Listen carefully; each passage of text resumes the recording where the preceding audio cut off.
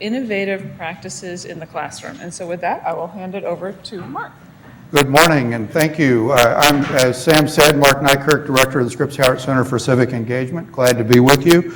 We're going to hear from each panelist about 5 minutes so you get a sense of what their research is, and then we'll move to a panel discussion and dialogue with them as we look at the 21st century classroom and their innovations. What you are, I think, going to see showcased is the breadth and depth of classroom innovation at NKU. Yesterday, as we were updated on the strategic plan, we heard the president tell us about NKU's reputation for implementing ideas. So that's what we're going to do, is meet some implementers. So Chris and Corrie, if you would begin. Yes, absolutely. Hi, everyone. Thanks for coming. No, it needs to be toward. We are, there we go. So Corrie and I are going to talk a bit about digital cinema projects, acting for the camera. And this is a collaboration that we have undertaken for the last 3 years to try and look at how movies are made in a more real-world kind of environment.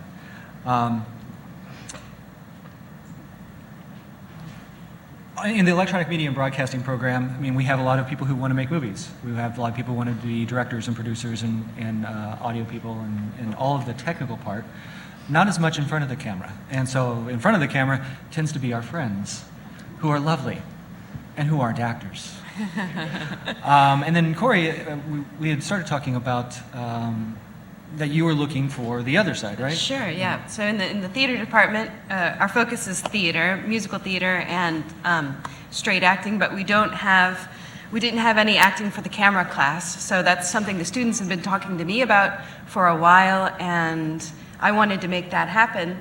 But I didn't have any of the technology knowledge or information to really make that something valuable to their future career. So we touched base and thought it might be a nice collaboration. And as you can see, we've been doing this since 2017 and kind of highlighted them as the wilderness, the ambition, and the wisening.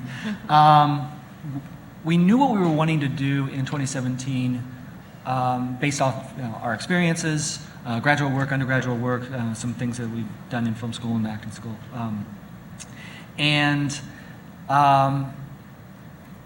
Yeah, we didn't know what we were doing. I don't think really. We knew what we could collaborate on. We knew what we could, what our strengths were, and I think that was the important part for us, was that we were trying to not paying attention to any kind of silo, not paying attention to anything structurally here. It was just trying to build on strengths. What each of us wanted and what each of us could provide, and we realized, all right, this is a very compatible kind of situation. And so we went into it and we tried it out and realized that I think the biggest thing was that we needed to be flexible. And inside the classroom and with our expectations and what we thought that could be accomplished. And I think that played out pretty well. In that what we expected wasn't exactly what came out, and in some ways was even better than what was accomplished. But we also saw some limitations. The next year we got a little bit more ambitious. We started pulling on our strengths a little bit more, individually and programmatically, and probably didn't, from a content creation point of view, the story point of view, what scripts we're going to work with. The first one we brought scripts from the outside world, and then we're working with them. The second year we tried to write them ourselves, and that didn't go as well as we had hoped from a time point of view. The students didn't embrace the writing process as much as we had hoped. So then now our third year, we've got a little bit wiser, and we brought in a writer who has now been working on the scripts to help us along. Yeah, and just piggybacking on the flexibility portion of it. In the theater department, we have to have each other. Actors need directors, directors need designers, so we're constantly collaborating and refiguring out our language to talk to each other and to create this thing that we think we know what it's going to look like and often looks quite different in the end. And that process is, I think, how we approached this as well. So it takes an adventurous spirit. It takes an open mind and flexibility in calendar as well, and just say, let's jump into the deep end and see what happens. And we definitely did that the very first assignment, the first year. We just said, go make a short movie, and it was horrendous and a really great teaching tool. Yeah. So that was fun. The students have really embraced the idea of we're going to fail in a safe environment. We're going to fail spectacularly. And then the next one's a little bit better, and the next, the iterations work. And that has, it's really kind of played out. Yeah, and we're also like, we communicate that to the students, right? Everybody needs to be flexible, and so they also come with that adventurous spirit, too. Most of the time. Most of the time. All right, we actually just hit our stop. Was that the 5-minute or the 7-minute? Just to be able to hit this just a little bit, those were some on-camera shots. These are a couple of the movies that we've made, just to look at the quality of work that we've been able to do. So this was actually shot in our Provost home. She let her home be used as a set, and we abused that quite a bit. Hopefully didn't keep her up too late, as they shot literally all night until the next morning. So we're very generous, thank you very much. And then just another one, just on styles. We more of a comedy in an office kind of environment that takes a very, very dark turn, called Cake. I forgot how long this initial shot is, but as we are sitting and waiting for the action to start, you can see it's a very different tonal difference. Oh, he's not supposed to jump like that. But anyway, the projects really take on many, many different styles, and we've learned a lot from it. So I'm sure we'll talk more about that as we go along. We'll have time for questions from the audience, but real quick, if I could just zero in on, you mentioned, so you're one of you in the College of Informatics, one in Arts and Sciences, School of the Arts, different departments, and one of your slides mentioned the challenges of interdisciplinary collaboration. Any advice across all the colleges and departments on how to find partners and collaborate successfully? Just, I think a lot of it's finding like-minded folks who want to ignore any kind of false separation. I mean, there's so many opportunities. Or that it has to be a certain way. Right. And if we're open to that, that's to really collaborating. I mean, I've had a number of opportunities to collaborate, which it means, can you make a video for us? Which is fine, but when it really is a collaboration, everybody gets so much more out of it. Thank you. You can applaud them. Next we'll hear from Shauna Reilly, Professor of Political Science, on high-impact practices. Do we know where the slides are?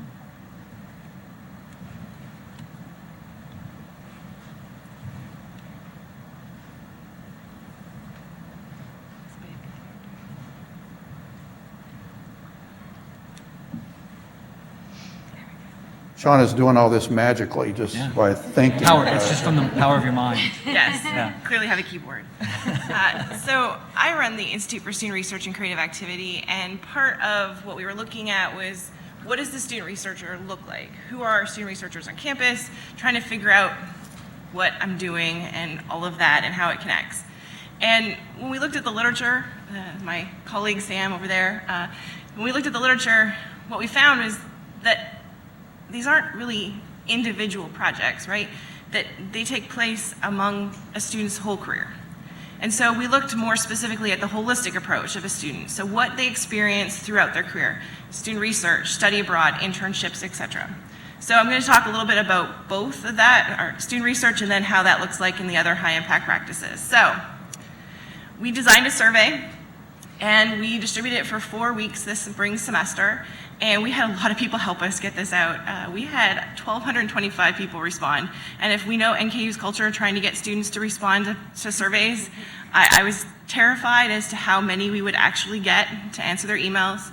So 1,225 was fantastic. We had 1,700 clicks, but only 1,225 filled it out, which I was still really excited by. These folks were distributed through housing, through Dan Nadler sent it out for us, other folks all over campus, and then we targeted specific groups within those high impact practices to make sure that we had a representative sample from each one. So, who did we look at? We looked at the student researchers more specifically. We had 208 folks who responded that they had participated in student research or creative activity.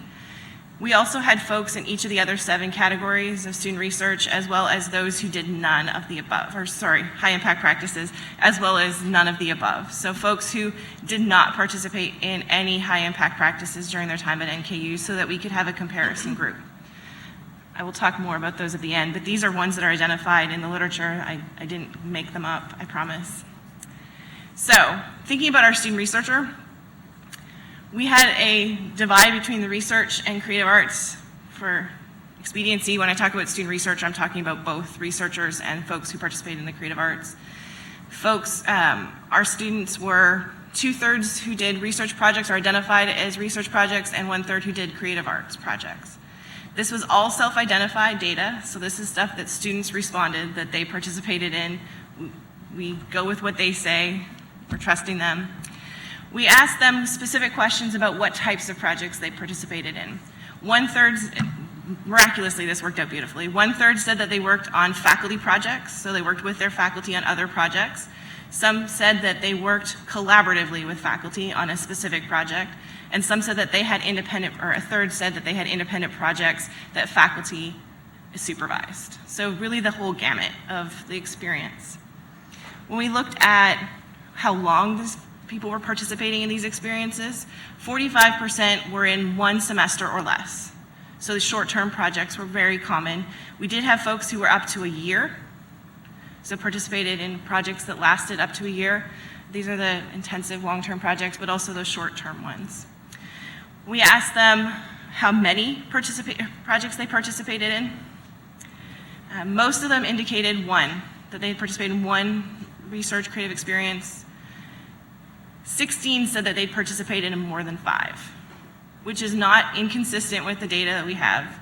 This year, we have folks who participated in 13 creative experiences. They were from the School of the Arts. Thank you so much for that data. That we know that students are participating in more than 1.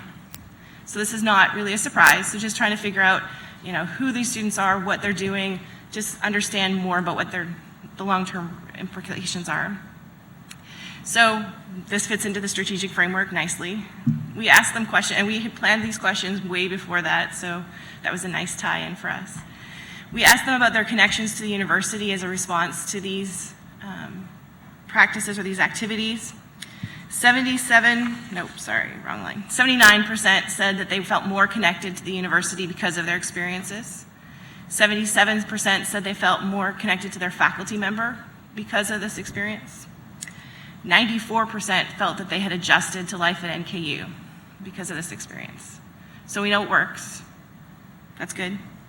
When we talk about retention in their major, 54% said that after their first experience, they were retained in their major through graduation, whereas after the subsequent high impact practices, it was 80%. So that first one's great.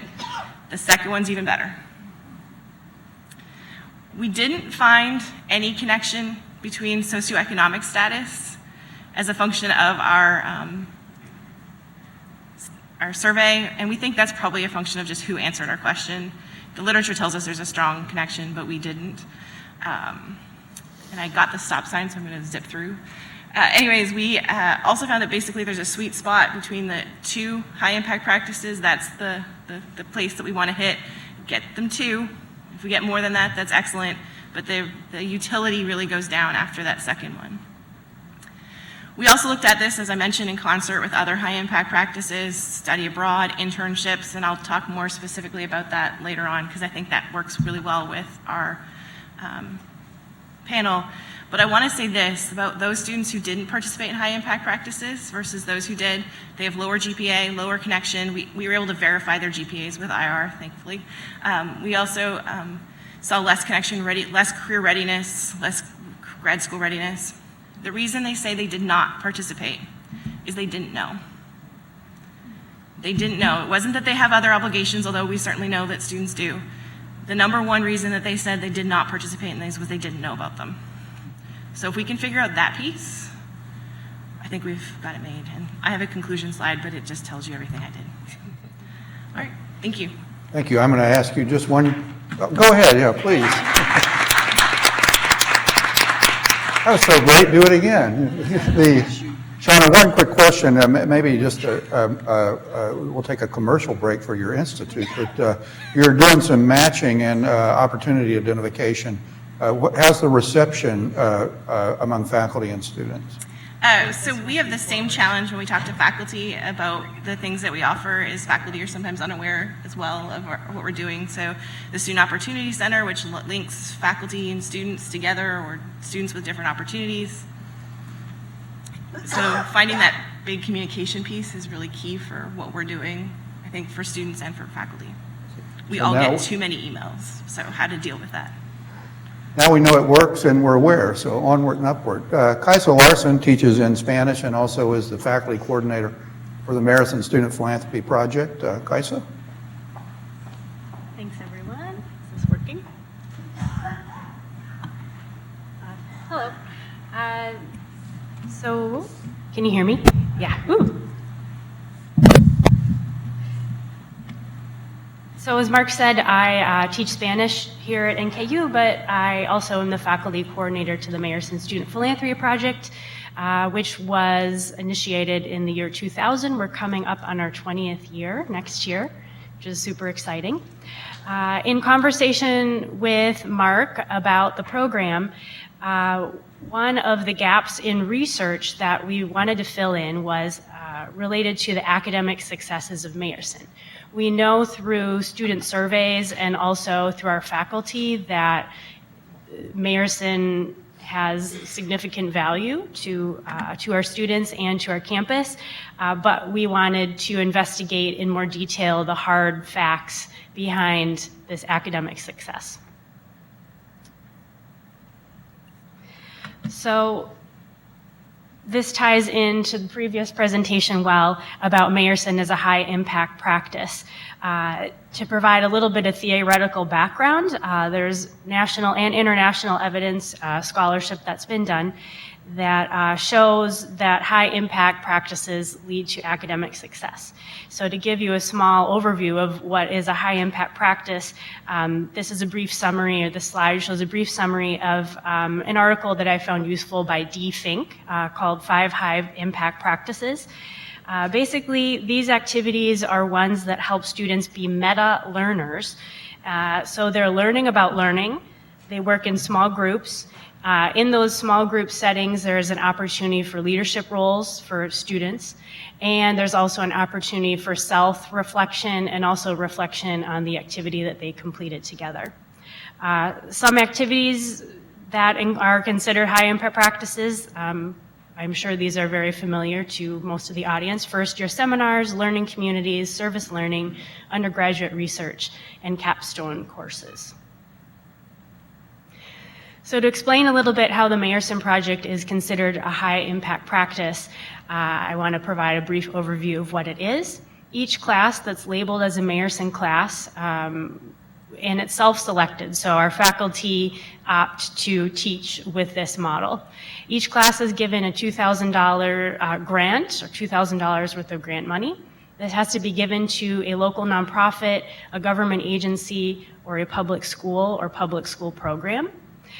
Typically in a class, the students form community boards, so that's just our word for small groups. To figure out how to give this money away, this is a student-centered initiative, and all of the decision-making is made by the students and not the faculty member. So the faculty member is kind of the facilitator of this process. The responsibility of the faculty is that they have to connect the class content to the community engagement component, and the students must have direct contact in some way with the community. And there also has to be a chance for individual and collective reflection throughout the process.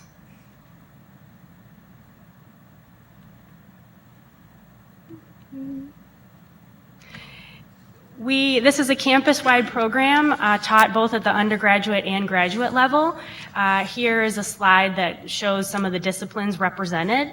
I've taught Meyerson several times in my classes, and to give you a really quick example, my class on Spanish film, I picked the course material Films from Spain about different social groups, so women, immigrants, people with disabilities, and adolescents. Students had to research what nonprofits in the community serviced those demographics and how. And then through the process of watching the films, they had to decide, do the films accurately represent the local needs of those demographics, yes or no.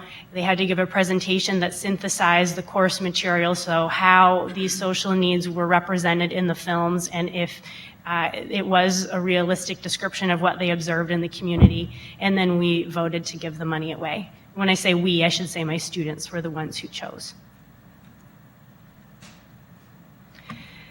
I'm proud to say that our faculty who've taught Meyerson have gone above and beyond just teaching, and we have a very robust collection of conference presentations and academic articles published in peer-reviewed journals, both in the community engagement realm as well as in their disciplines. But basically, Meyerson has contributed to a greater interest in the course material, increased desire to be involved in the community, a greater awareness of social issues, and here are some statistics. Our current research, I'm going to skip to that, but basically this latest work that Mark and I have been working on with the Burkhart Center, we looked at different outcomes related to the university population compared to those who have enrolled in a Meyerson class. So we worked closely with IR to get that data.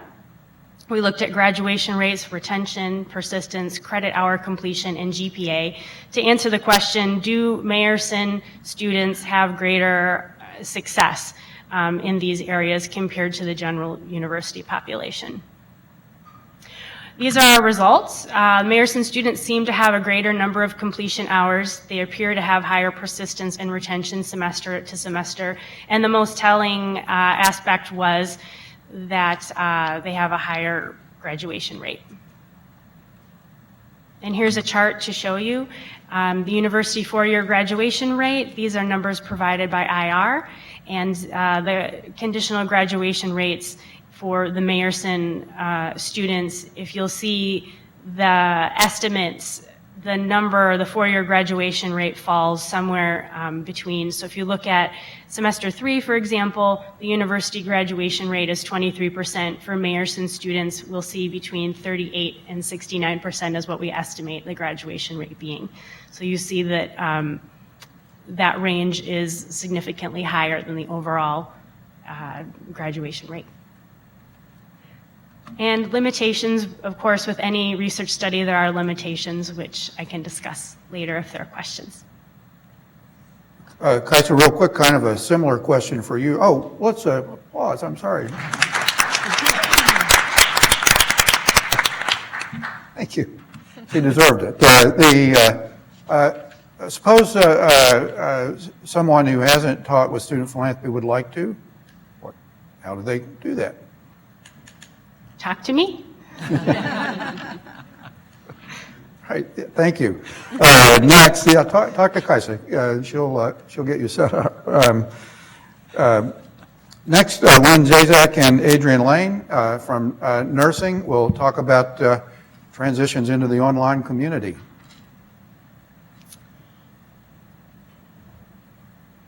Okay. Here we go. So good morning, everybody. I'm Lynn Zajac. I'm here with my colleague, Adrienne Lane, and we're going to present some highlights from our study that focused on faculty presence and online caring and accelerated online courses.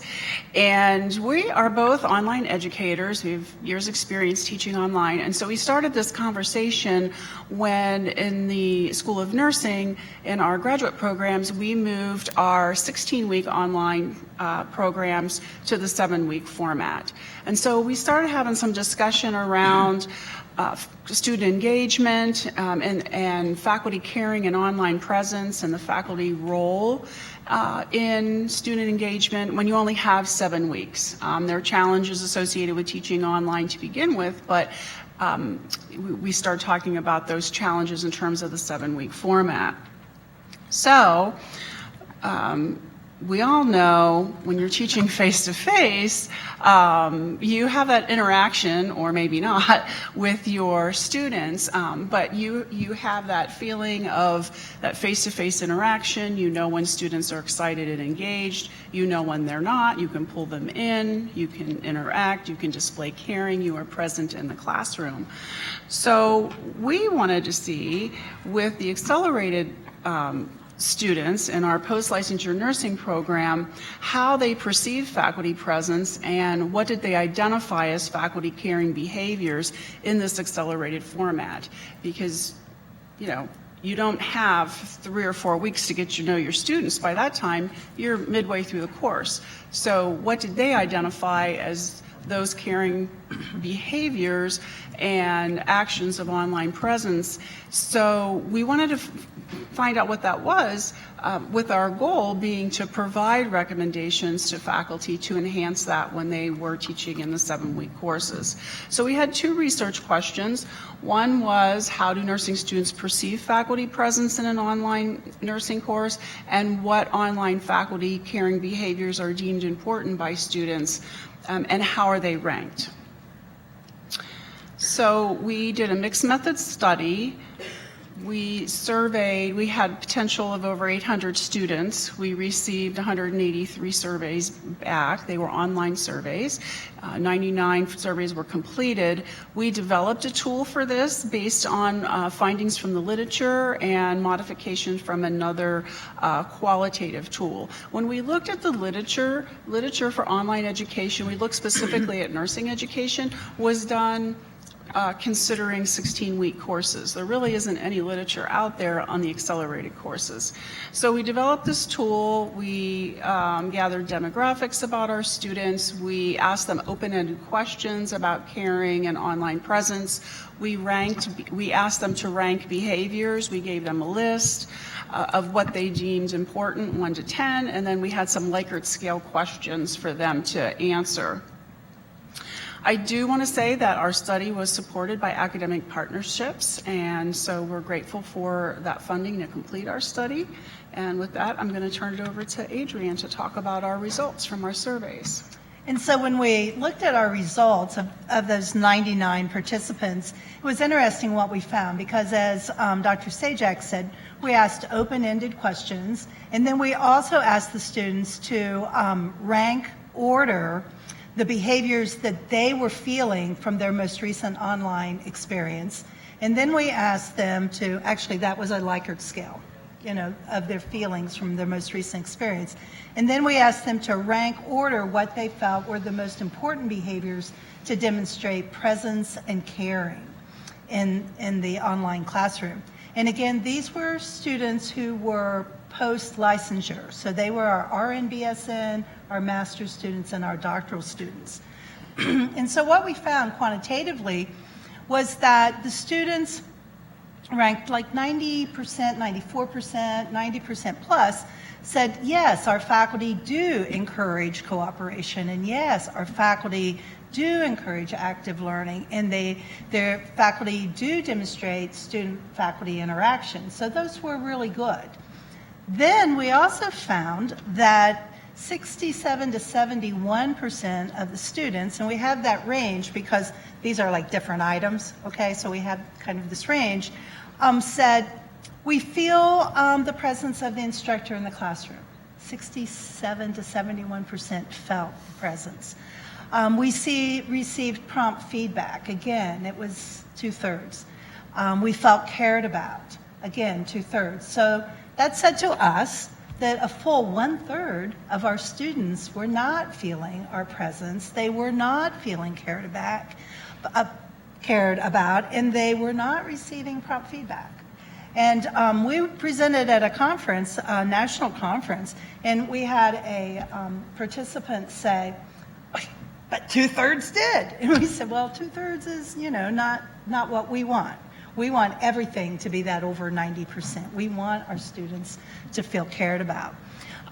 Then we also asked the students the participants, then to rank order what they thought were caring behaviors. And they said timely feedback, offering academic support, and having that empathetic presence. When we looked at our qualitative data, the themes clearly were having an authentic and empathetic communication with the students, having timely and respectful feedback, having that faculty interaction, and investing in our students' success. So from that data, from both the quantitative and the qualitative, we came up with 4 general recommendations: that faculty need to provide timely feedback, that it needs to be respectful, that 2, that faculty need to offer academic support and they need to invest in the student success. 3, they need to have that presence and that authentic communication in all of their communications with the students, whether it's grading or whether it's responding to an email. And that they do need to be flexible, and that when they're being flexible, that they need to show that authentic presence. And we've developed other recommendations, and we'll be talking more about that. Thank you.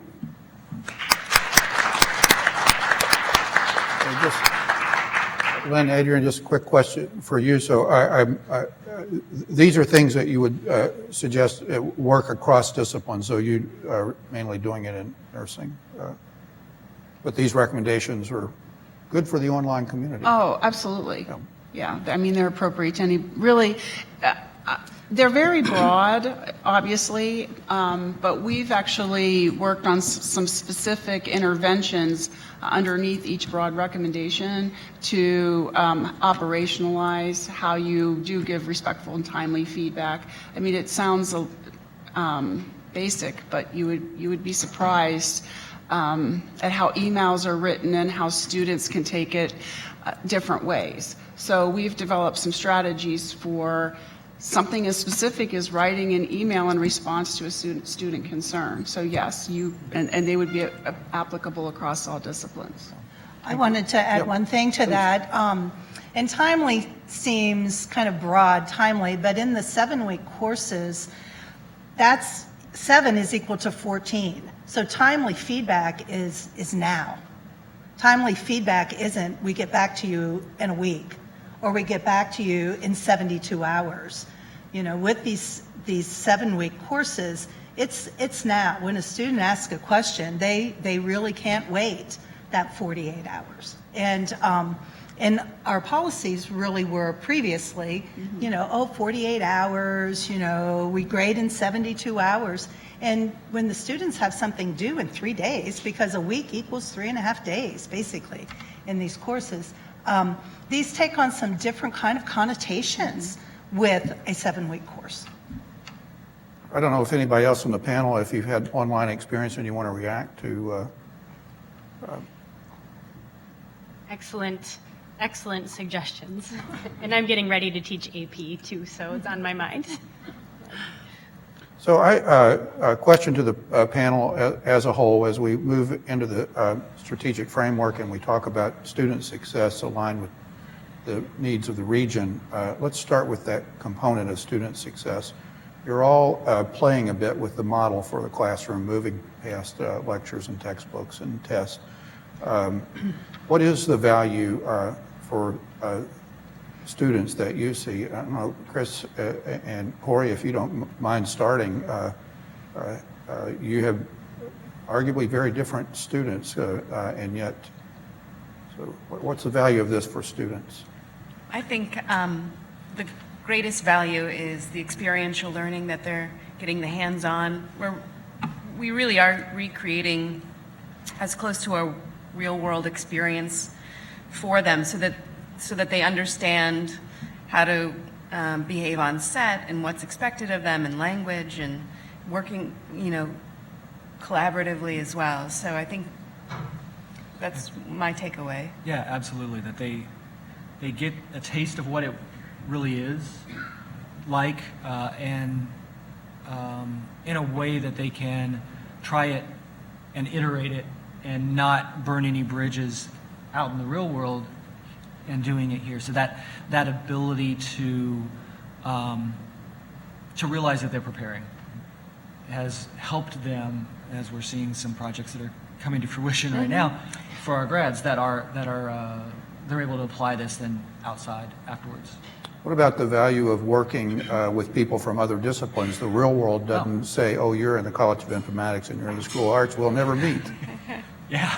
I mean, I think it's invaluable, just to learn more from Chris and all of his different experiences have informed me and helped me become a better teacher and a better performer myself and collaborator. So I think it's been really, really invaluable. Oh yeah, absolutely. I mean, both the other way as well.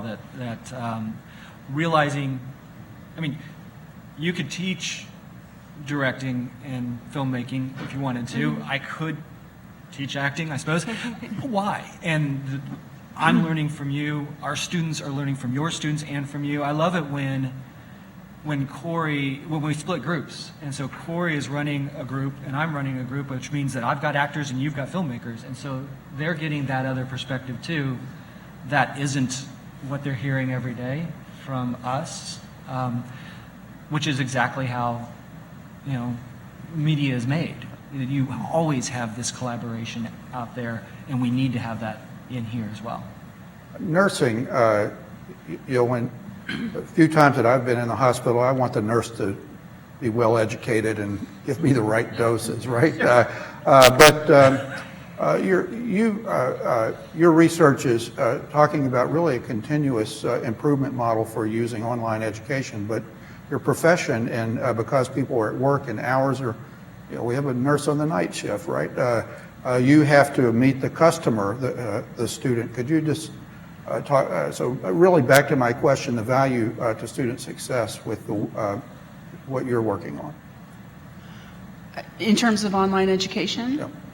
So I think, well, our students are from 21 states. They're different settings. They work weekends, days, nights, evenings, and so the online model is perfect for them. I mean, they know they need to carve out time to read and write and participate in the assignments in the discussion board, but obviously they can do it within their own schedule. And I think for a long time, advanced education in nursing was a barrier because it was face-to-face and it wasn't accessible for students. So we offer all three levels now online, the BSN, the master's, and the doctoral degree. And that fits nicely with what our accrediting agencies ask for, our leaders in nursing education. And advancing nursing degrees has always been shown to improve patient outcomes. So we feel like we're contributing indirectly to positive health outcomes by providing a venue for nurses to go back to school and advance their education. And to add to that, I'm going to pull back to our research. With our research of caring and presence, that does contribute to retention for the students, because they, the literature shows that, if you feel like your faculty is there and your faculty is caring about you, you're more likely to stay engaged in your courses. And so, I think that that's something that we will need to measure, but that caring and presence of the students feeling that we really are there and we want to help problem solve for their success, then that's really important in being able to provide quality. Examples of how you show investment in their success. I know caring overall, we believe in caring ways to succeed in the classroom, but do any examples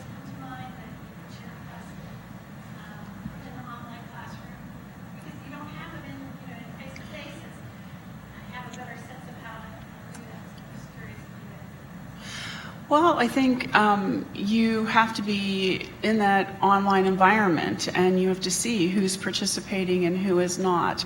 And there's just little nuances.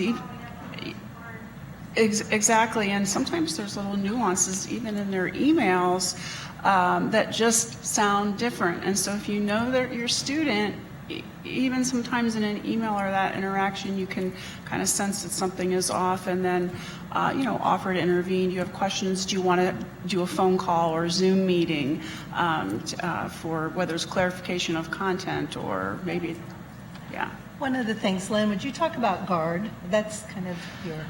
So one of the examples is, I mean, we've all received emails or texts from people, and we're like, oh, what do they mean? Or that sounds a little harsh. Or so one of the techniques that we're actually working on for our nursing faculty is called GUARD, and it's an acronym for writing an email. And the first part is a greeting. I mean, you'd be surprised how many people write emails without even a greeting. And students want to be acknowledged, and they want to be acknowledged by their name.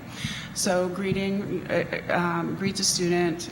U is understanding their concerns. A is answer their question. Answer their question. Yeah. R is make specifically, like yes. maybe even the page number. Yes. It seems like this is an issue. Go to this text, look on page, blah, blah, blah, but be specific. R is refer. If needed, and then D is dedication. End with, I'm invested in your success. I want you to succeed. And it is a lot of writing up front, and that's the pushback that we sometimes get from faculty. But I found, and most of us who do this have found, that if you invest the time up front, then you save a lot of emails the rest of those 7 weeks. And students feel like you're engaged. I think there's a trust factor too. They want to be able to trust their faculty as well. So Jack, do you have a follow-up question? Yes, I just finished teaching Education 7 week online accelerated course. So one thing that I found that was really helpful, most of the online classes have that deadline. You tend to wait until the end. So if you are online, like especially when they're taking an exam, and you can just respond immediately, like those last few hours before something is due, that definitely would be sharing and responsiveness technique. I don't know if that's been your experience as well, but finding those times, like I know they're all going to go on, watching who's on and who's not, be available for 2 or 3 hours before the deadline. You can be amazing with any questions and give you respond right away. Having Canvas on your phone, it can come in at a basketball game, and it's like, hi, Amy, I got this. I'm at the Norse game. I'll get back to you after the game. Then at least they know they've been heard. And Kajsa, Shauna, I was thinking about doing my own research project and walking out and asking students, how do they like high-impact practices? I think my results would be, what? What is the value of these practices for students? I know the slides address this some, but maybe just to zero in on student, is what we're trying to do is student success. So we know from the literature that student research helps us engage students, get them career ready, get them into graduate school if they are looking at that direction, they have the experiences. We also know that students have lots going on. They are already doing many of these things. So looking at what they're doing and figuring out how those work together. So if we tell a student, hey, you're getting ready for graduate school, have you thought about doing an internship as well? That they may think of internship as only going to career or career to sort of entry, but it also gets them ready for graduate school. So just sort of challenging what the student thinks is the only way to get from A to B, or a study abroad that actually encourages these sorts of skills, or you learn this. It's not just about exploring Paris, although you will do that. That's great. But these are the things you'll learn about that. So just exploring sort of, and student research isn't just writing a paper for a class. It's more about immersing yourself and that kind of stuff. Kajsa, have you ever passed out a syllabus and had a student say, more work? So how do you answer that as sort of the value proposition to the student? Well, I always draw to my own undergraduate experience, which was a long time ago now, but this is a cool project that I wish I had a chance to do.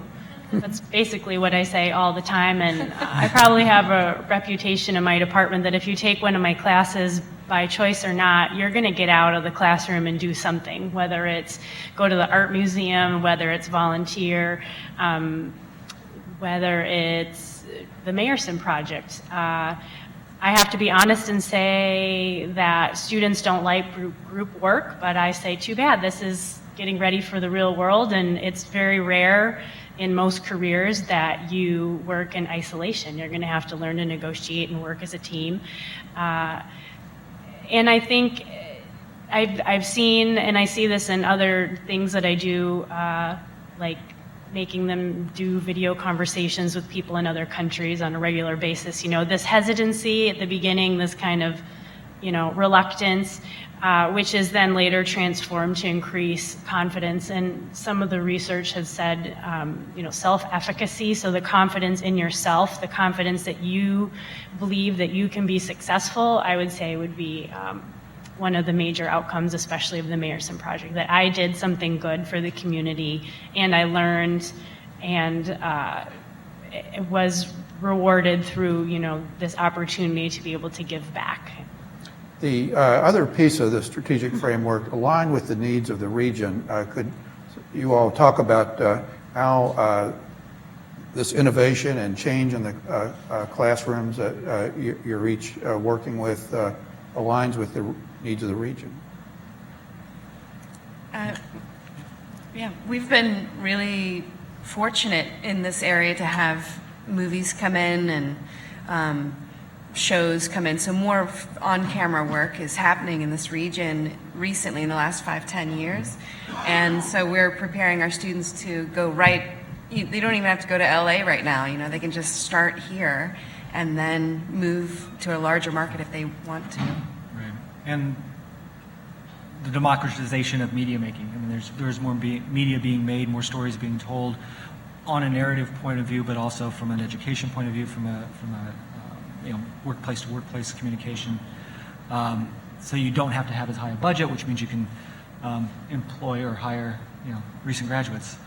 So there's more of that going on as well. So there's definitely an uptick in media creation of all kinds, and I think this kind of collaboration prepares the students for that. Others aligning with the region's needs? I'm going to look at soda because we know a high impact practice last week at Blink where we had students presenting and performing, and we saw how that impacts our community. So we are, as a high impact practice, showing our community what we're doing and giving students experiences that they wouldn't necessarily have at other universities, but they have at NKU because of that, and what our community benefits from that. Quickly, so did everybody go to Blink, or we had student design lighting projects that people liked. So, other thoughts on aligning with the needs of the region? Well, we all know there's a huge opioid crisis, and we've really increased our enrollment in our psychiatric nurse practitioner program, and we're able to do that because we do offer that online. And so that is something that has really ramped up for our college, and just the need for more nurse practitioners, not only across the region, but across the state, across the country, as we have physician shortages and with the Affordable Care Act. So we do have nurses who are wanting to get their degree, to focus and to be successful with that degree. Questions from the audience?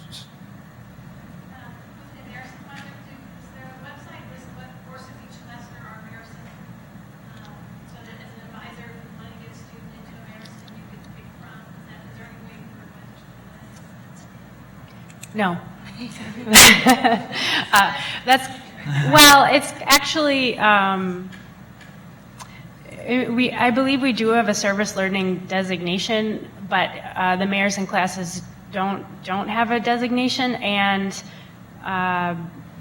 in some ways I would say I think that's kind of good, because the first day of the semester, unless the professor, announces otherwise, that's when students learn that it's a Mayerson class. Orientations, we talk about how great the Mayerson is. Have your students look for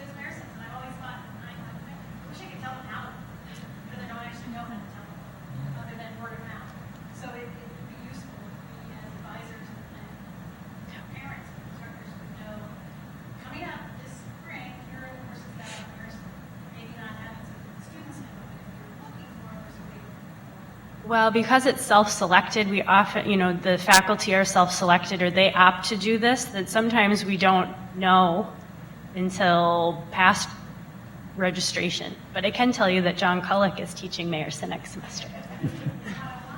102, I think. Good suggestion, and we'll act on that one. Other questions?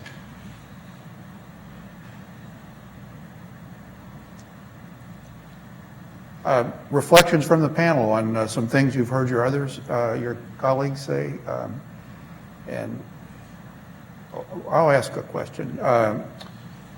Each of you have been innovators and implementers. What about the culture at NKU encourages that, or are there obstacles?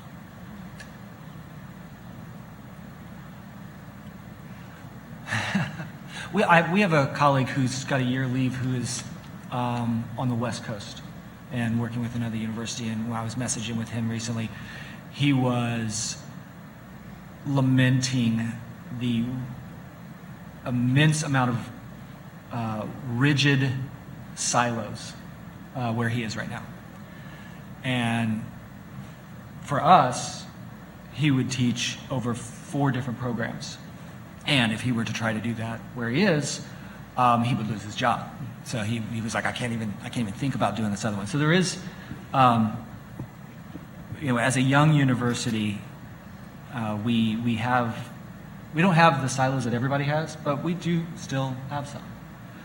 So I think that's the biggest thing. It's just for what we're trying to do with this collaboration, and as I've been thinking about what we've been doing, I realize that I collaborate on a lot of other classes, so I have a skewed viewpoint on this.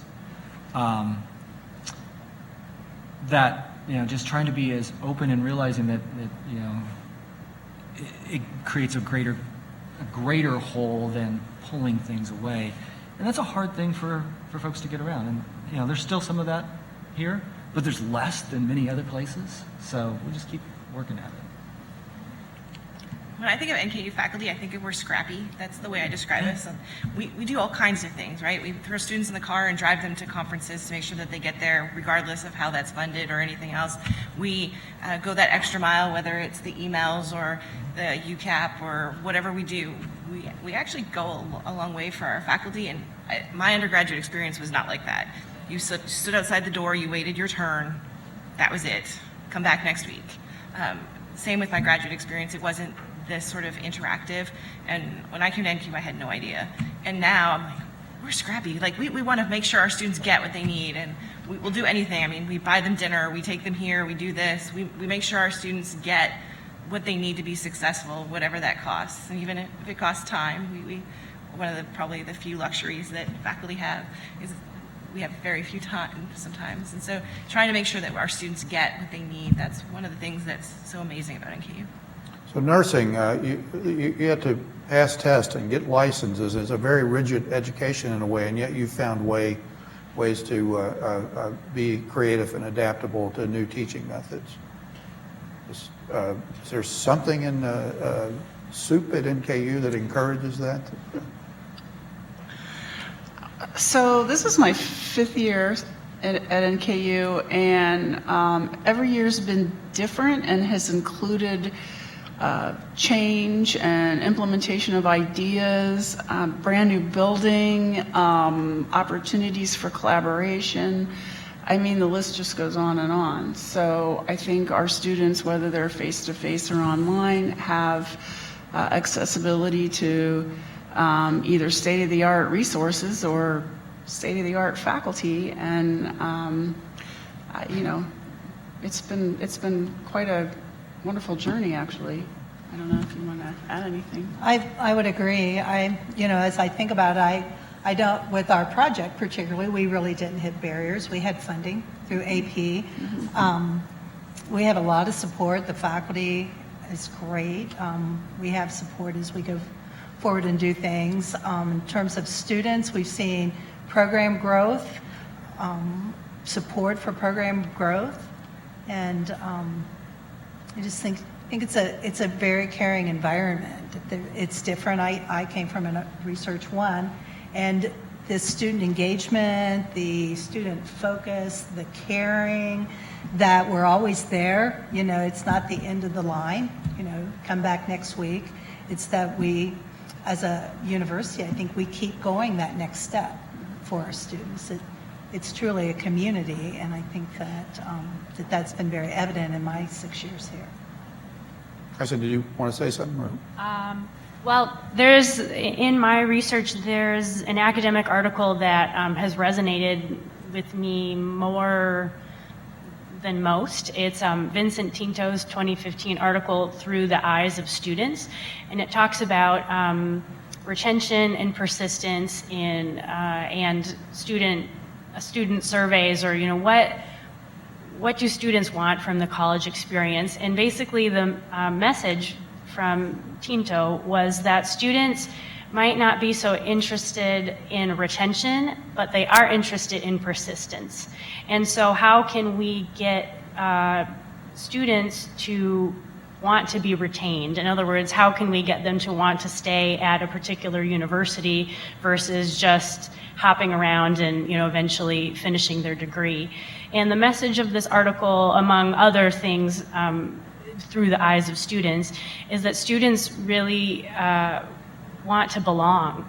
And I think that's something that really resonated with me, to not give up on these high impact practices, not give up, you know, when you get those roadblocks of students having problems with, you know, group work or complaining or things like that, it's easy to feel a little downtrodden that, oh, you know, why am I doing this again? And but I do think that there's a huge payoff, and sometimes we don't even always know it in the moment. We might need to find out as, you know, NKU alumni, getting letters from alumni, or surveys from alumni, or the graduation survey. You know, we might not know what impact we're having on students in the moment, or, you know, for several years later. But I really do think that all this hard work that we're doing to think about how to relate to students, how to line them up with opportunities on campus, off campus, getting them to conferences and being scrappy, it's worth it. It's worth it. So our takeaway, it's worth it to be scrappy. Let's thank the panel.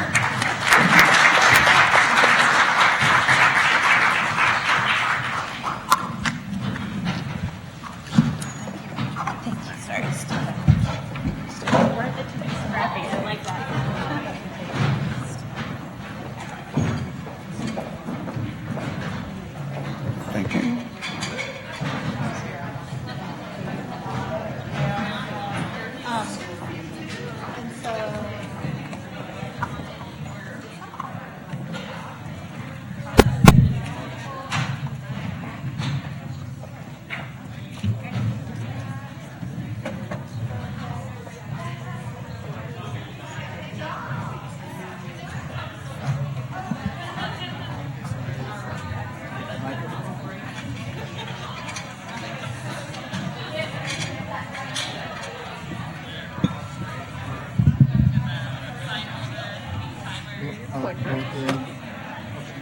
They will take care of it up there.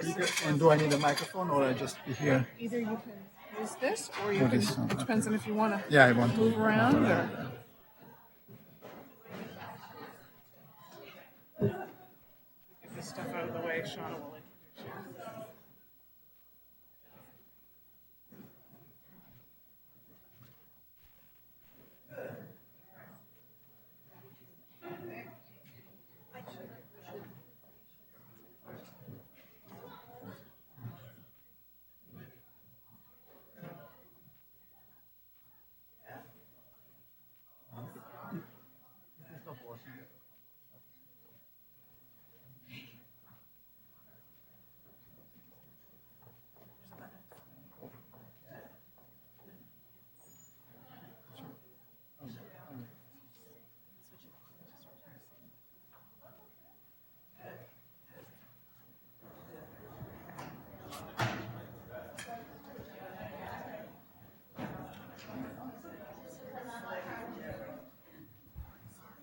All right, we're back with another presentation.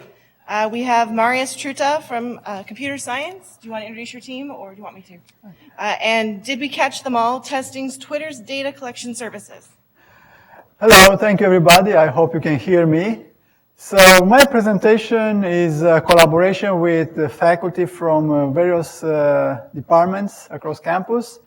Alisa Appelman, she's here with us. Alina Kampan, she's also here, and I don't know if Joe Nolan is here or not. So from communication, statistics, and of course computer science. And I would also want to add that 6 students so far have been involved in this work, not necessarily in the work I present right now on this presentation, but in related work related to collecting data from theater.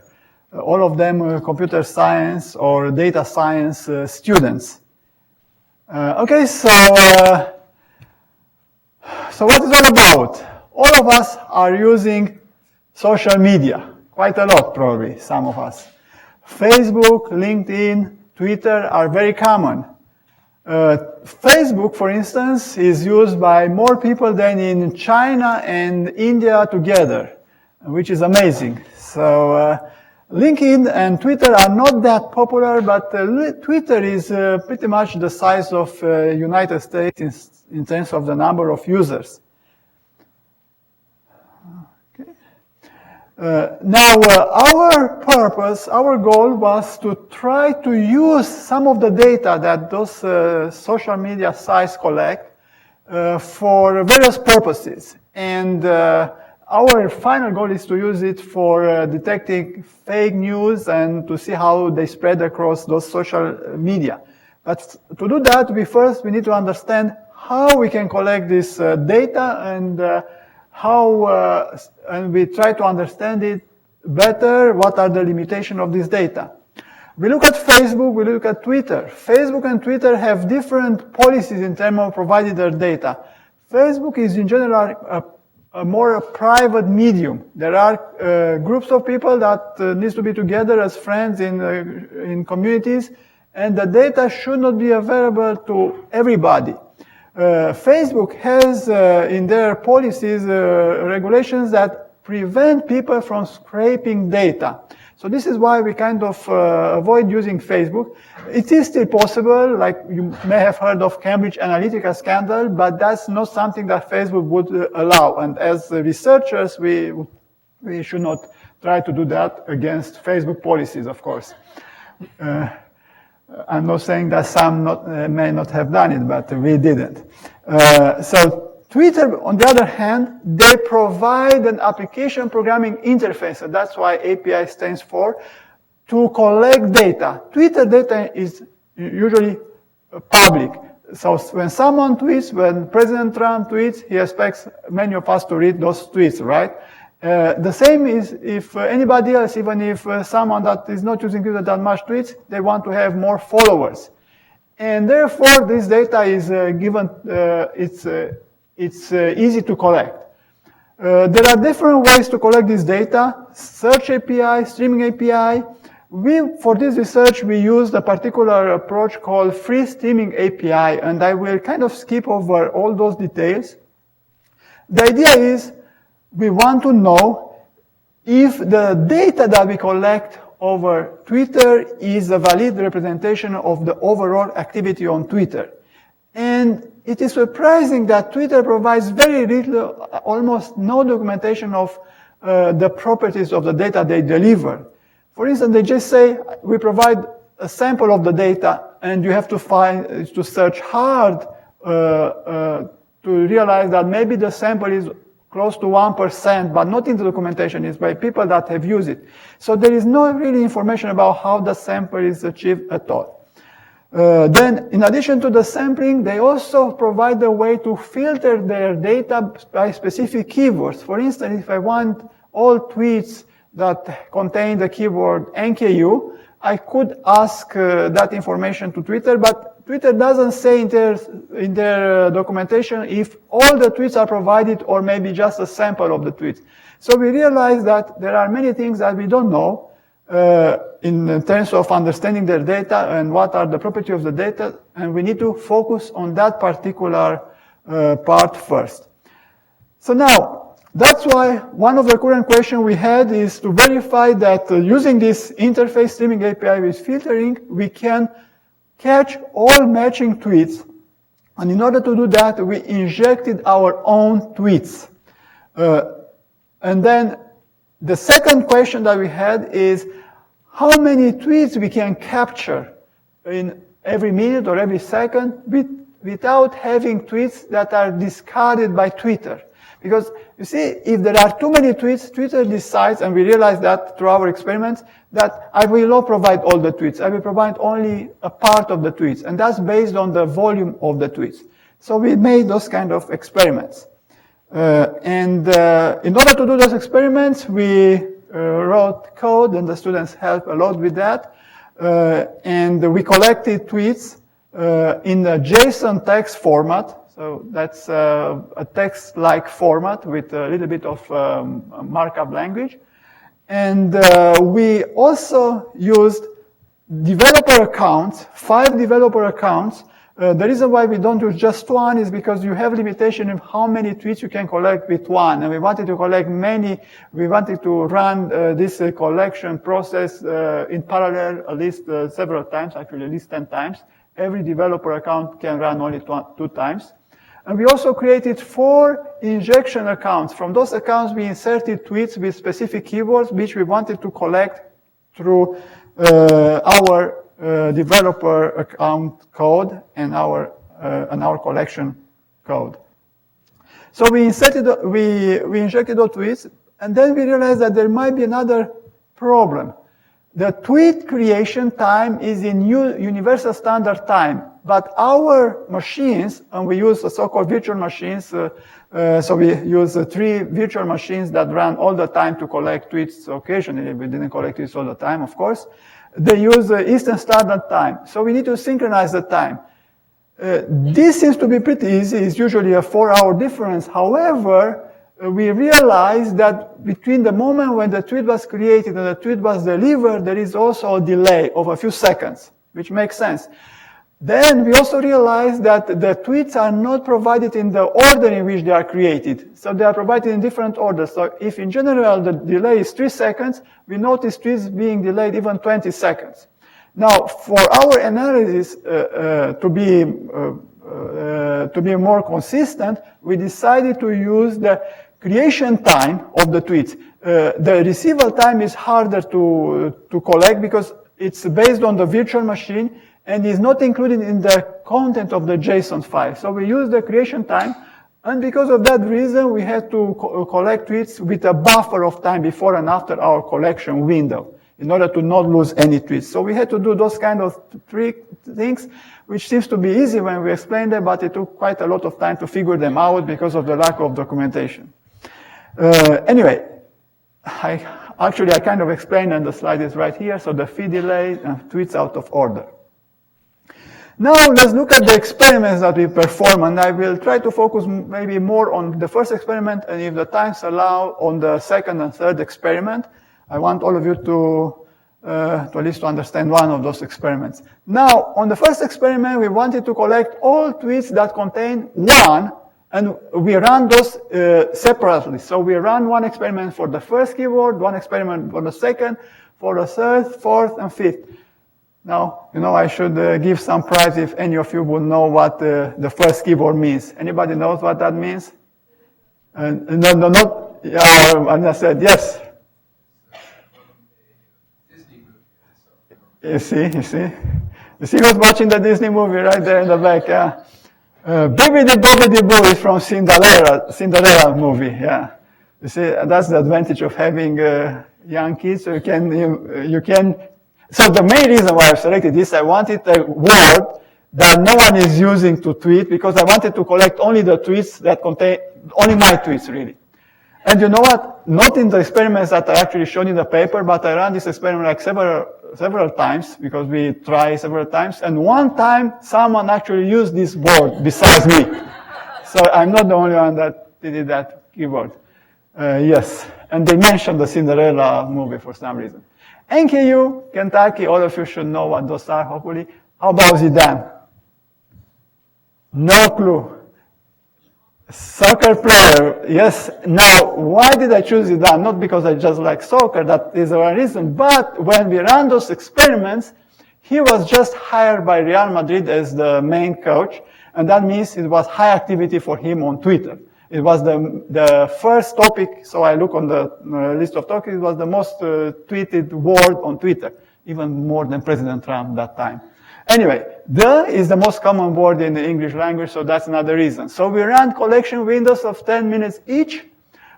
We ran parallel execution. That's, I won't go into those details. So what is the result? So this is start time, duration, only 10 minutes for each experiment. We created 10 tweets that we injected with our accounts, and we collected those many tweets. So again, it's just a 10-minute window. BBD 10, as expected, NKU 12, so two other people tweeted in those 10 minutes about NKU. Not great. Actually, some other times it was more than 20, but yeah, so Kentucky 240, not that great either. Probably 200 of those were about some so UK basketball team. Zidane, that's a number, okay? And most of you don't know who Zidane was. So 29,941, and as we will see later, this is not the total number. Many of them were also lost. This number, 30,000. Now, we checked to see whether some of the tweets are that we injected are in the collected tweets. For the first three, 10, 10, 10, which kind of leads us to the conclusion, which we actually found out later, that all the injected tweets were also collected. However, for Zidane, 6 out of 10, so 4 were lost, which means this is the 29,000 is not the complete number. It's just a sample of how many tweets contain the word Zidane. And for the 0, which means there are many more with the. And that was actually something that we found. So let me just go here first. There is something in the JSON file called limit entries, which appeared only for the last 2 keywords, for Zidane and the. And this limit entry is not documented at all. We kind of figure out, and we hope we are right, that the numbers like 231 shows how many tweets were lost in between the 2 limit entries. And using that approach, we look at those numbers reported in the limit entries, and we realize that there is actually, and those are the experiments for Zidane and there are actually many tweets not collected. 30,000, about 13,000 for Zidane, 336,000 for the. So you can imagine how many tweets are in 10 minutes interval with the only, almost 500,000, so a little bit less than 500,000. And then based on that, we realized that the percentage of tweets we collected, it's like 70%, 64%, and the percentage of tweets we collected for there is like 9%. So that makes sense that we lost 4 out of 6, and we lost 9 out of 6. So we find out a few properties. Now, because I know I will be out of time, we created another experiments with BBD do only, and we checked what kind of tweets are collected. Pretty much most of them are collected. There are some differences between the way they are collected, but if you are more interested, I can talk about that later. And then the last experiment, experiment 3, we wanted to see how many tweets can be collected. We realized that there is a strong limit of 50 tweets per second. That's why we lose tweets, because of if any second has more than 50 tweets, those are discarded. And then we realized, based on the standard deviation, that for in general, based on our experiments, if there are less than about 1,690 tweets per minute, we usually tend to capture all the tweets. But if this number goes above the limit, in some seconds we start losing tweets. So this is based on some statistic calculation. And that's pretty much all I wanted to present. So if there are any questions. You have time for one question? And then we go to one? Yeah. All right. question. How will you use this on your next, as you proceed? Okay, so right now we have actually two research directions. So the reason why we created this, we wanted to have very good numbers of, if we want to collect something about a particular problem. Let's say we are looking right now for vaccines. We want to see how many tweets are pro-vaccines and anti-vaccines. In order to understand that, we need to be able to have a guarantee that we collect all the vaccines-related tweets. Okay? So if the number of vaccine-related tweets are above that number, like 1,690, it's most likely that some of them are lost. Now, I already know that usually the number, even if we try to include as many keywords as we can, is probably about 200, 300 per minute. So we are good over there. So we will be able to capture all the vaccine-related tweets. The problem that the other project that we have is tries to estimate the number of tweets that Twitter provides every day. This number is not public. They told us number at some point in 2013, and since then they did not make it public. Now, our experiments kind of show that the number is about 500 million per day, which is a pretty large number, but we had some issues in our code, and some data that we analyzed is not reported quite correct, so we have to fix that in order to have a good understanding of the entire process and of this number.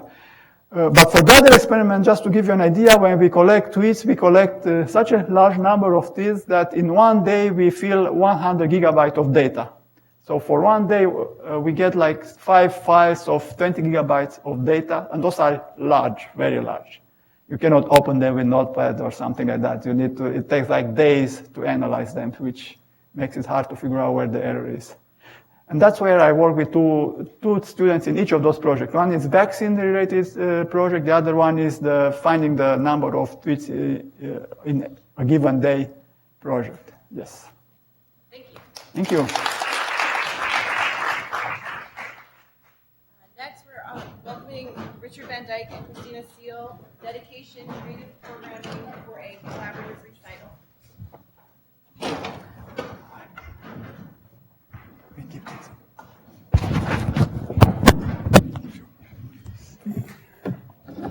Use the live mic, or do you want to use this? I think I'll use the live mic. I usually feel more comfortable. Okay, thanks. Oh, it doesn't come up here? Oh, there we go. Let's see, where do I put this thing?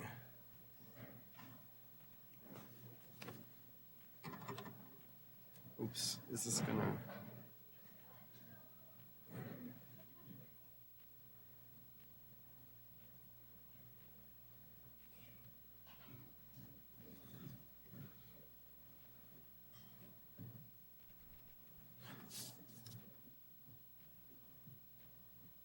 Can everyone hear me? Nope. Did I turn it off?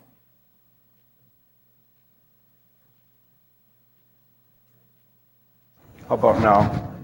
Great. Thank you. I'd like to thank the University Research Council for giving me the opportunity to share some of the wonderful events that we have at the School of the Arts. And this is especially a fun program to present because it was actually selected to be presented as a session at the National Conference on Keyboard Pedagogy in Chicago, which is a biannual event that has roughly between 800 and 1,000 piano teachers presenting at all scholastic levels. One of the areas that they allow you to present in is collaborative piano. And so our opportunity to present the example of a recital that we performed last fall was a great opportunity for us. So our presenters in Chicago, as you can see, we have our complimentary handbags, and standing in front of the conference sign are myself, Dr. Amy Gillingham, cellist, Dr. Kimberly Lazzari, soprano, and Dr. Christina Seal. Unfortunately, Christina cannot be here today to present, so you'll have to bear with me for the whole presentation.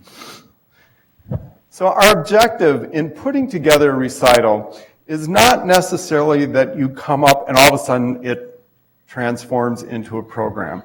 And many times when you do a collaborative recital, you have certain objectives that you want to achieve. You want to create an inspiring and entertaining program that you can collaborate with friends and colleagues. You can expose the audience to different musical genres. And for those of you who are not familiar with musical terms, we're talking about chamber music, voice, solo piano, theater, and we are doing all of that at the School of the Arts, a little plug there for our new school. And we want to present somewhat of a historical perspective that is accurate. Also, we want to discuss style and significance of the composers and their music. So what we try to do is select a general theme. And sometimes we begin just with a piece you love, or it may be a historical event. It might be a movie you saw, checking for accuracy. You might want to pick different genres depending upon which friends you wish to perform with. And of course, the most fun thing we did is we had a party to decide what pieces we were going to play and to view the movie Song of Love from 1947 as the inspiration for our recital. Then we set the date and book the venue and finally promote the event. So themes coming from various possibilities would be literary or film. Some people do concerts to commemorate specific historical events, memorial services for atrocities or for specifically loved ones. Sometimes a fellow musician may die and they may have been a specialist in Beethoven. You do an all Beethoven recital to commemorate their life. Another very popular one are anniversaries of musical events. The birth year of a composer is very popular, usually if you are celebrating the 100th or the 200th birth year. And we also do them sometimes to recognize specific musical institutions. So, when using a literary or film subject, always check for historical inaccuracies. They often have exaggerated personal relationships. Sometimes the chronological significance is a little bit off, and or in the case of the one we did, very off. And incorporate some film clips if you can, other artistic formats, photos of an area that you will be visiting, a little plug for our upcoming concert, and point out whatever discrepancies that may occur in the film and your program, but enjoy doing it. Sometimes it interjects a lot of humor into the program. So I'm going to read this particular poem. This was used for the song setting by Robert Schumann for Song of Love. And it is the driving force behind that particular movie and our specific concert. You my soul, you my heart. You my rapture, oh you my pain. You my world in which I live. My heaven you to which I aspire. O you my grave, into which my grief forever I've consigned. You are repose, you are peace. You are bestowed on me from heaven. Your love for me gives me my worth. Your eyes transfigure me in mine. You raise me lovingly above myself, my guardian angel, my better self. It is an especially beautiful poem, and it is an especially beautiful song by Robert Schumann, which was written as a love song to his wife, Clara Schumann, on the day and presented to her on the day they wed. So that brings us into the movie Song of Love, and I'm sure you've heard of all these great stars. Katharine Hepburn played Clara Schumann. Paul Heinried played Robert Schumann. And Robert Walker played Johannes Brahms. In the movie, we discuss the relationship, the love between Robert and Clara, which is never ending, and the side relationship with Johannes Brahms.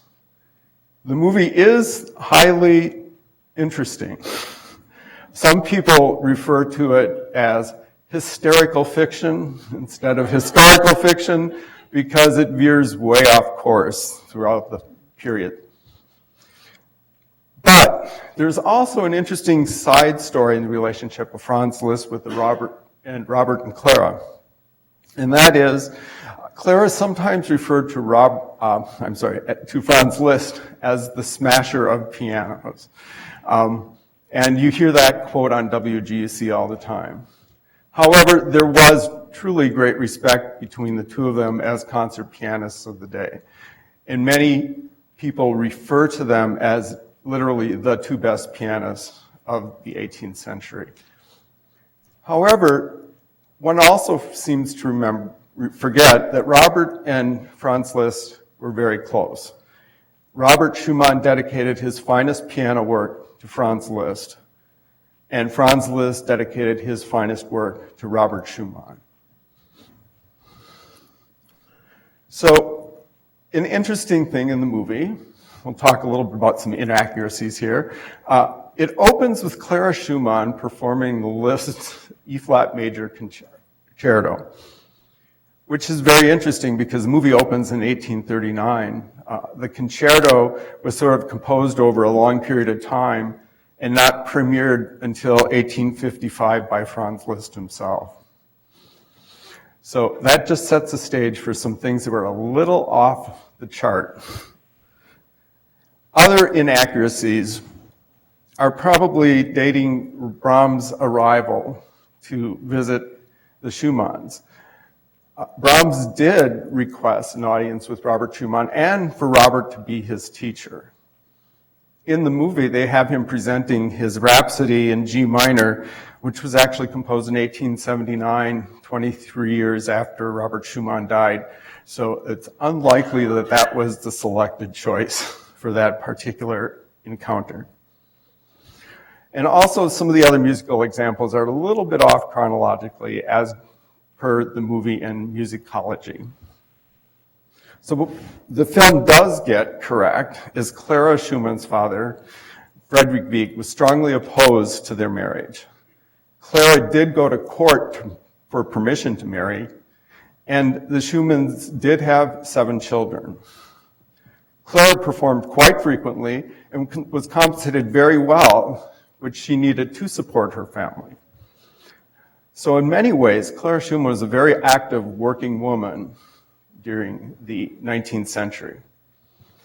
Johannes Brahms did meet with Robert and to study with him, to learn and learn composition.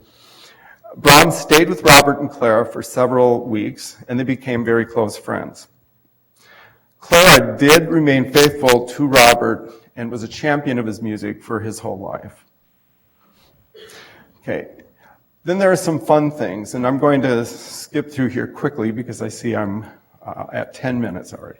The scene where Clara admonishes Liszt for his flamboyant version of Widmung is quite interesting, but there are 2 versions of that particular Liebeslied. So I sort of like to think, oh, he took her to heart and wrote a more intimate, beautiful version of it. Clara had an extraordinarily fast ending to the end of Carnival when she was signaled off stage that her youngest child needed to be nursed. And Johannes Brahms was taking an active role in raising children, and those of you who have studied anything about Brahms may understand that he was not necessarily the most warm and cozy guy, so it'd be interesting to see him raise children. And can you imagine practicing piano hours a day and trying to raise 7 children?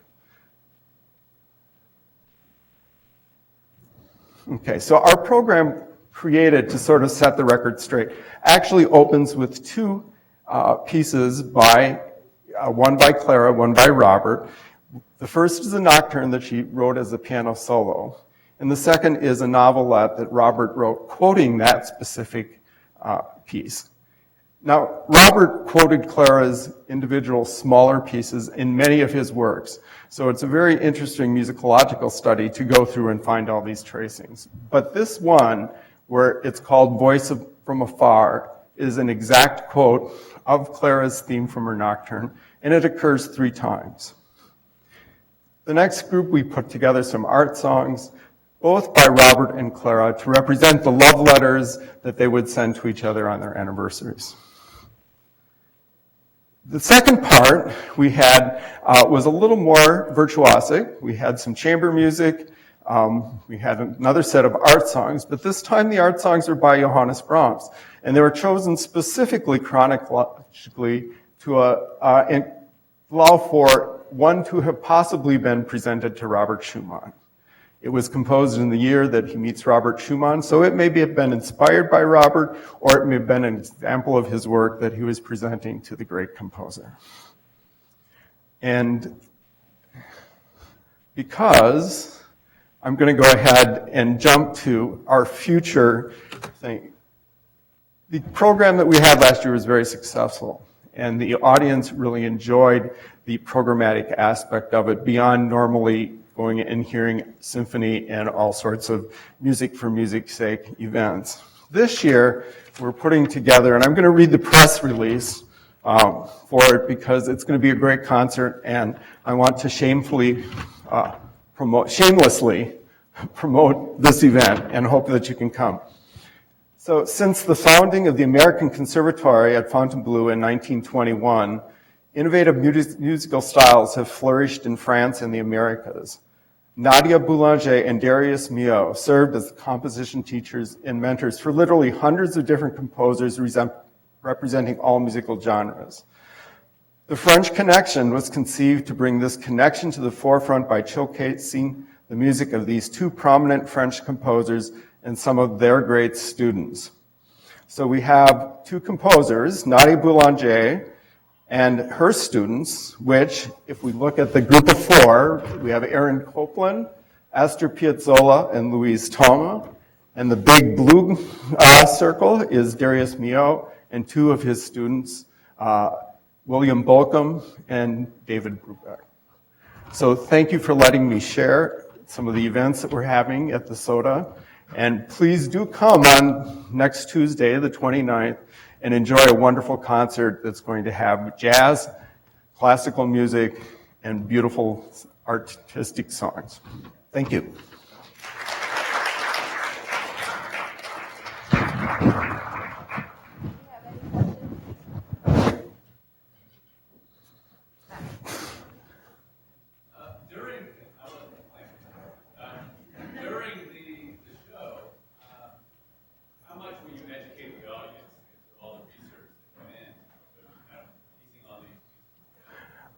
The PowerPoint is in construction. We will probably talk intermittently between about each of the composers, and Brad is helping me put that together. So there'll be many photos with Brad's touch on it. It should be a great program. All right, thank you.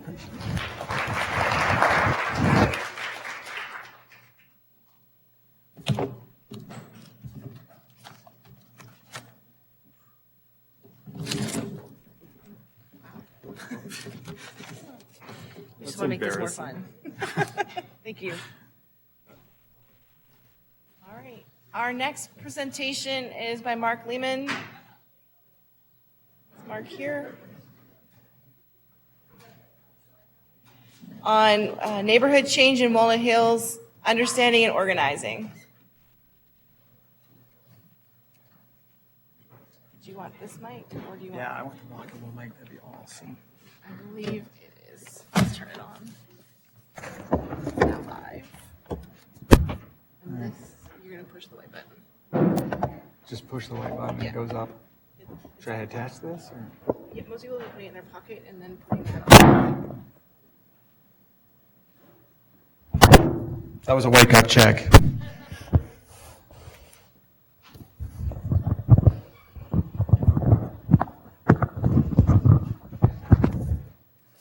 Hello. My name is Mark Lehman, and this is the kind of dry title to what I'm going to do, which really isn't very dry, because this is kind of an NCA, National Communication Association title. But the glory of this is there's all kind of people who would never go to NCA here, and even my colleagues that go to NCA who are in different methodological theoretic camps. We don't go to the same things when we go to NCA, so this is fun. So that's kind of a title, but the real, probably a better title, well, you see the social change part. Victor Turner, one of my favorite anthropologists, wrote that rather than trying to change physical things and systems, we should think about shifting socio-symbolic fields. And that's what we do in communication studies. Because what's communication? Anybody from my class? What's communication? What is it? The symbol-centered co-management of meaning, right? So we're dealing with meaning and the co-management of that, and then organizing comes out of that, right? So we're shifting, trying to shift for social change, socio-symbolic fields, according to Turner, right? Blah, blah, blah, academia, right? A better title would be what one of our participants called this: ice cream will take the gangsta out of anybody, right? And this is narrative research, so I'm going to be, I've been collecting, analyzing, and using narratives across differences. But narrative stories take a little bit of color. And so it's better like this. Ice cream will take the gangsta out of anybody, right? And here's some gangsters, and here's our ice cream stand in Walnut Hills, right? So what's going on here is this is what we call action research. Action research is research that's taking social action and studying it as you go. And I'll explain a little bit more of what we're doing with action research. But this particular organization we founded is called Twist Activist Development. Get it? Ice cream, twist, activist development.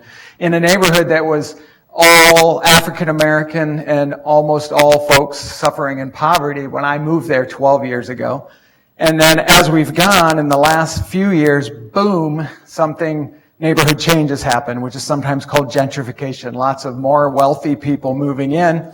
So we started this organization to train teenagers and young people from poverty backgrounds, mostly African Americans, in entrepreneurship. Because that's what I do in organizational communication. How can we organize better across differences and use that to train people in the middle class to deal with people that work with and for them that are different from them, and help give experiences to folks from generational poverty so they can survive us folks from the middle class, right?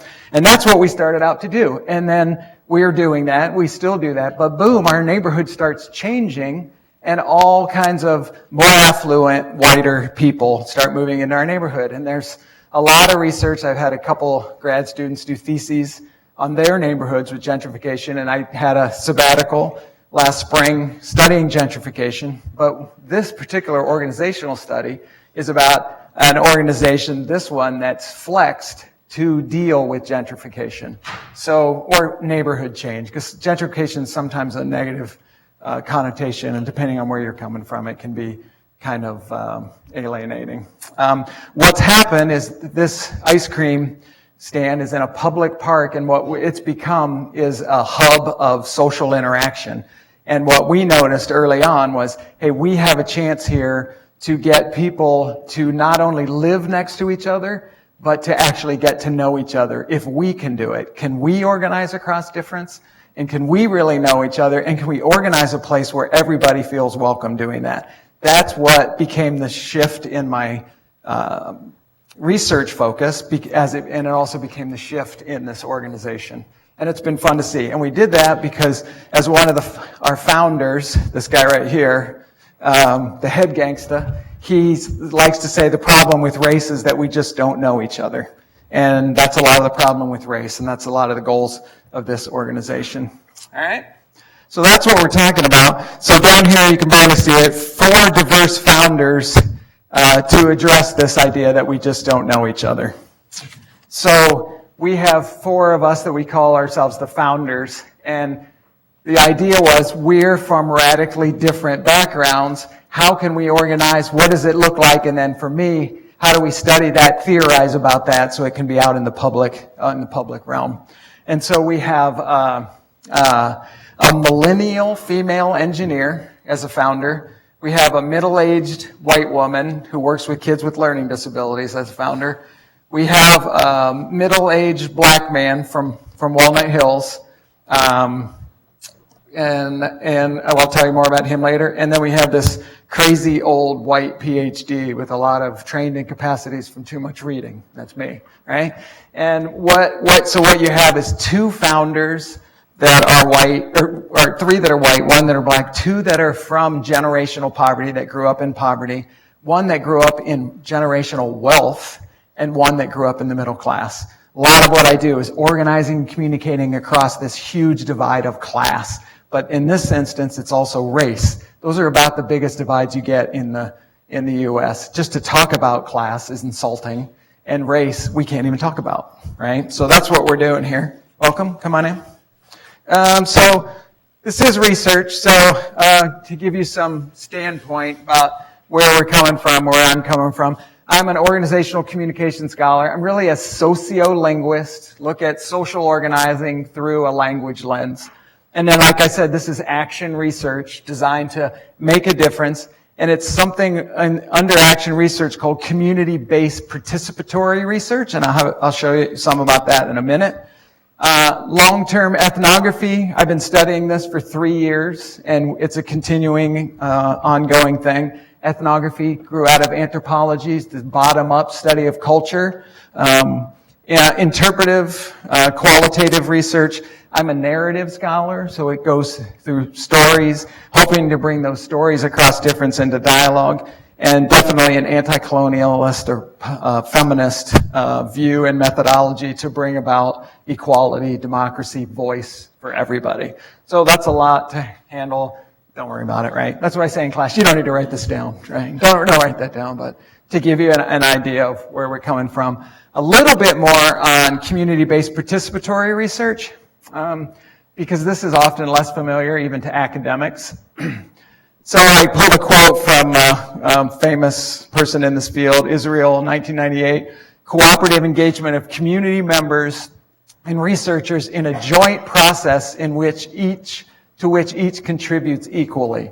Sounds easy, but what you're saying here is researchers and participants equally participating. So, and it stresses a co-learning process, local capacity building, that's the action part, and a balance between research and action. So we're doing things in our neighborhood and we're studying it. Really, community-based participatory research says that partners should be involved and even in charge, in the driver's seat on research design, what kind of questions are asked in the first place, methods, how it's carried out, and then maybe most importantly, interpretation and application of the research, right? So it becomes a collaborative process instead of, because what you get in neighborhoods like mine used to be is a lot of powerful people who come in with a lot of ideas about how you can fix stuff around here. And you can see how well that's gone with race and poverty, right? Smart people who read a lot of theory and have a lot of good ideas end up doing a lot more damage a lot of time in neighborhoods like mine than they would if they listened, maybe worked collaboratively with people in the neighborhood. That's the idea. But it's narrative research, so enough blah, blah, blah. Let's tell a story. I'm going to tell you kind of our founding story of how this worked, because this encompasses not only what I found, but the way we operate and what's going on in the neighborhood. So you could say that Green Man Twist is such a miracle that even dogs and mailmen get along there. Get it? Dogs and mailmen, right? Actually, only one mailman's getting along with the dog. The other guy has his hand like this, the other one's like this. And the little white dog had to be held back because he's a killer. So, but anyway, that's what we're doing in this organizational setting and what's going on here is kind of summed up in this story. So this story happened the first year we were open. So if anyone's ever opened a small business, you know in the beginning it's absolute chaos trying to figure out how to run it and make it profitable. And you found it with a lot of workers that grew up in poverty that have a different work ethic, and it's even more challenging, right? So that's what we're doing. So we're in the first year, and one of our founders, I'm up in the morning at the trailer getting everything ready at the ice cream, prepping. I'm up there doing this and that. And it's time to almost open, so one of our other partners walks up, and she's about ready to open, to run, to actually be in the shop. And the neighbor's dog right next to the park, which is a pit bull, is let out off the leash, runs over and bites her. So I'm doing something and she walks up and says, "I just got bit by a pit bull!" And her leg's bleeding. And I'm like, okay, all right, so what do we do? Well, another one of our partners, who isn't a founding partner, was working on the grounds, and he's kind of a middle class, blue-collar white guy. He runs over, and he's like, What happened? That dog was loose. That dog should never be loose. Then we run down and get the guy was in RH, who's the guy from the neighborhood. We run down and get him because he lives right there.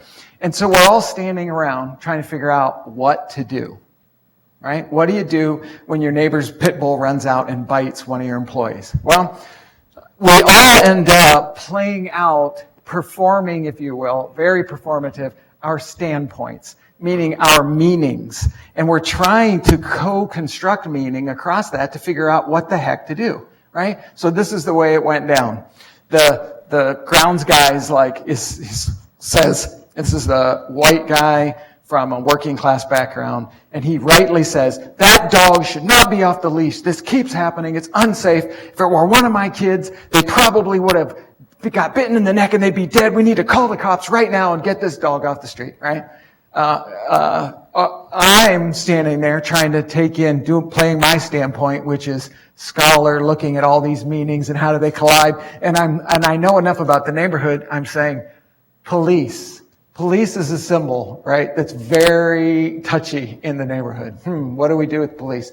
Okay, and healthcare. Okay, how are we going to handle it? And neighbors, because we went out of our way the first year to make this a friendly environment for people that had been in the neighborhood a long time. What's going to happen?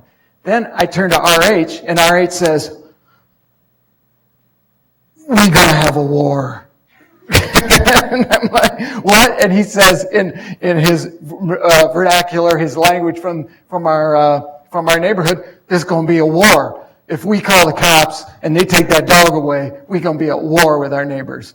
And then I turned to Katie, the woman who got bit, and she says, "I don't want the doggy to die." That's all her, because she's in shock. And first thing we do is call on the community, call a friend of ours who's a doctor, because he lived in the neighborhood. He's a white guy from privilege. He lived in the neighborhood when he went to medical school.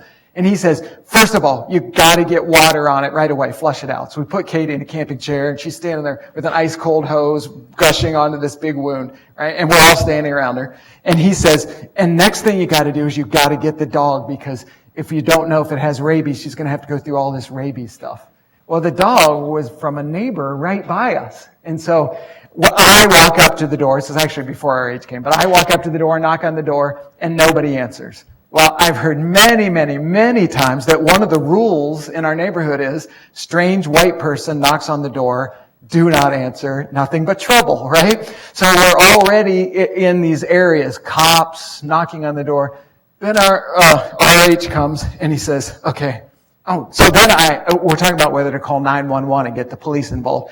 And so I call 911 and they say, if you tell me where you are, the police will come. So to make a long story short, we have this kind of either or classical thing. Do we call the cops and start a war or not?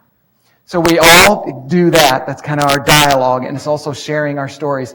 And we come to the conclusion, the only person that can handle this is RH, the guy from the neighborhood. You just heard all our standpoints. This is the way we operate across radical difference. And nobody else said it's going to be a war except you handle it. To make a long story short, RH sits all day in a camping chair watching this family's door, waiting for the dad to come home. And when the dad comes home, he's this very large, bald, imposing guy, and RH is a small man. RH walks up to him and he says, "Are you aware that your dog bit one of my colleagues?" And the guy says, "Yeah, They told me. And RH says, well, we just want to make sure that we're safe from your dog and that your dog is safe from us. Which is genius because it's a veiled threat. Like, if you want war, because that's what RH said. I had to tell him, if you want war, we'll give you war. But if you want to be neighbors. And we won our neighbors over, and that day was a big victory. But the point of the thing is, I'm wrapping up in 2 seconds, right, is we have kind of a but both. Instead of classic either or, do you do this or do that? Through this complicated mess of our difference, we tried classical feminist, both and, but we came up with both but. Everybody gets a voice, but some people get a veto. In that case, RH gets a veto. The neighborhood's so complicated, whoever has a better idea gets a veto. So it ends up being a hybrid theoretical organizing. And the other thing we have come up with is something called kairotic organizing in time, where you let things play out in their natural time. Because if you push them, what you end up is another saying that RH has, don't do that white guy thing. I will rush in and I'll fix it, and I'll fix it wrong, right? So to make a long story short, those are a couple of the themes. That's what we've been doing. RH, can you stand up? And here's the hero of the story, RH Sweeten, my co-author, who puts up with us.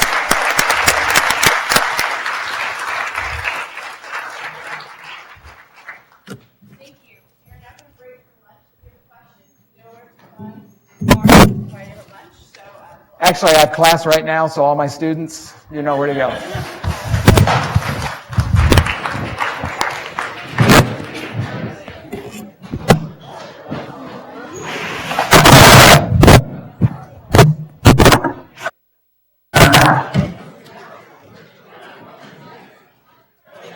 Sure. Thank you.